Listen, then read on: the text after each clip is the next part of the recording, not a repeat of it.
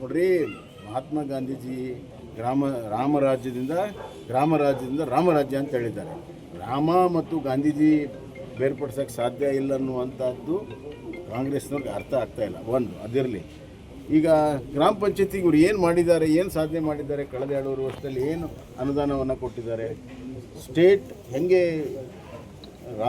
ಕೇಂದ್ರದಿಂದ ರಾಜ್ಯಕ್ಕೆ finance ಕಮಿಷನ್ನಿನ recommendation ಮೇಲೆ ಡೆವಲ್ಯೂಷನ್ ಫಂಡ್ ಬರ್ತದೋ ಹಾಗೆ ಗ್ರಾಮ ಪಂಚಾಯಿತಿಗಳಿಗೆ, ತಾಲೂಕು ಪಂಚಾಯತಿ, ಜಿಲ್ಲಾ ಪಂಚಾಯತಿ ಮತ್ತು ನಗರದ ಸ್ಥಳೀಯ ಸಂಸ್ಥೆಗಳಿಗೆ ರಾಜ್ಯದಿಂದ SFC ಸ್ಟೇಟ್ ಫೈನಾನ್ಸ್ ಕಾರ್ಪೊರೇಷನ್ ಅಂತಿದೆ, ಅದ್ರ ರೆಕಮೆಂಡೇಷನ್ ಪ್ರಕಾರ 2,000 ಕೋಟಿ ರೂಪಾಯಿ ಗ್ರಾಮ ಪಂಚಾಯತಿ ಕೊಡಬೇಕಾಗಿತ್ತು, ತಾಲೂಕು ಪಂಚಾಯತ್, ಜಿಲ್ಲಾ ಪಂಚಾಯತಿ ಕೊಡಬೇಕಾಗಿತ್ತು, ನಗರದ ಪುರಸಭೆ, ನಗರಸಭೆಗೆ ಕೊಡಬೇಕಾಗಿತ್ತು. ಅದು 1% ಬಿಡುಗಡೆ ಮಾಡಿಲ್ಲ. ಮತ್ತು ಇವರು ಗ್ರಾಮ ಪಂಚಾಯತಿ ಬಗ್ಗೆ ಮಾತಾಡ್ತಾರೆ, ಗ್ರಾಮ ವಿಕೇಂದ್ರೀಕರಣ ಬಗ್ಗೆ ಮಾತಾಡ್ತಾರೆ. SFC ಗ್ರಾಂಟನ್ನು ಯಾಕೆ ಬಿಡುಗಡೆ ಮಾಡಲಿಲ್ಲ ಅನ್ನೋದನ್ನು ಮೊದಲು ಈ ಸರ್ಕಾರ ಹೇಳಬೇಕಾಗುತ್ತೆ.